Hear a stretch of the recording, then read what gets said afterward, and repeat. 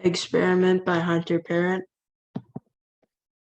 What is this experiment about? This data will determine which chicken should be used as layers on a commercial level. Which breed of chicken out of the most three is the most profitable? And the three breeds are Americanos, Browns, and Rhode Island Reds. How the eggs are counted and categorized.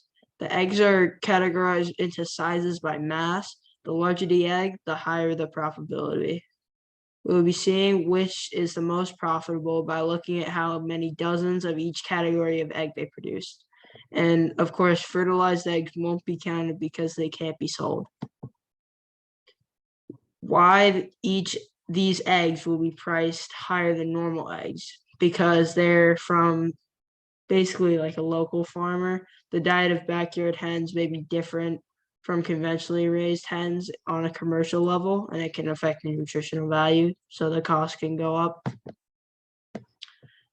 Brown eggs tend to be more expensive than white eggs for really no actual reason.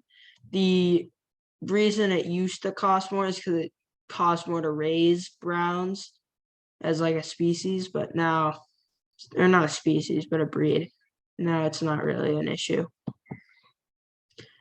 My hypothesis and questions. My questions were, what kind of chickens will lay the most eggs? What kinds of chickens will make the most profits? And does size impact how big of eggs the chickens will lay?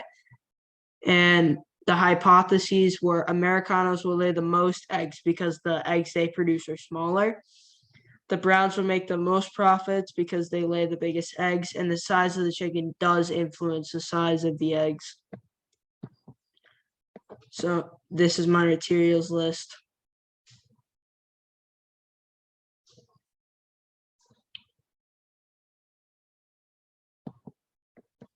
This is my experimental setup.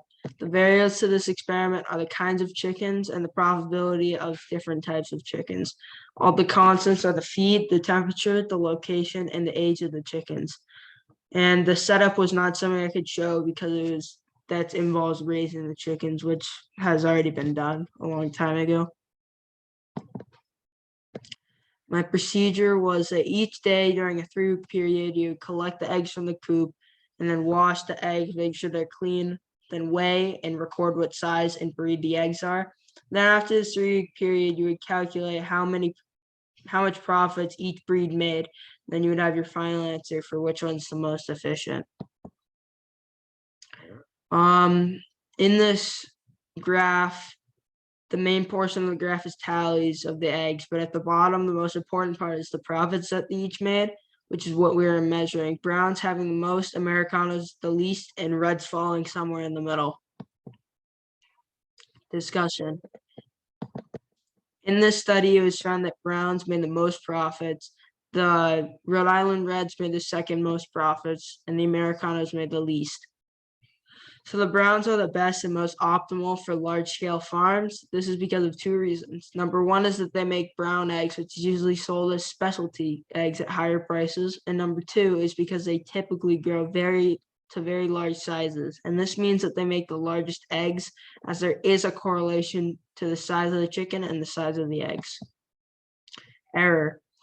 Some things that could have led to error in this study was that there was a small number of chickens and that they weren't separated from each other. So some might not have been getting as much food, so they can't make as much like eggs. Going forward, I was hoping that this research could inspire other studies, things like what kinds of other farm animals are the most optimized for like large scale farms, such as cows and pigs. And these are just some of my resources. I didn't have too many.